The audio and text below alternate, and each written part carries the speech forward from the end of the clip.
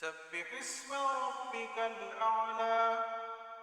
الذي خلق فسوى والذي قدر فهدى والذي أخرج المرعى فجعله غثاء أحوى سنقرئك فلا تنسى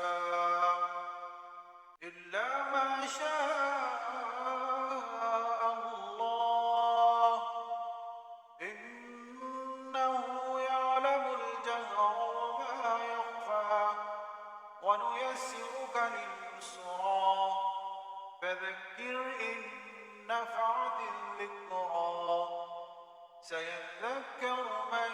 يخشى ويتجنبها الأشقى الذي يصلى النار الكبرى ثم لا يموت فيها ولا يحيا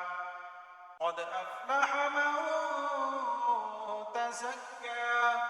وذكر اسم ربه فصلى بل تؤثرون الحياة الدنيا والآخرة خير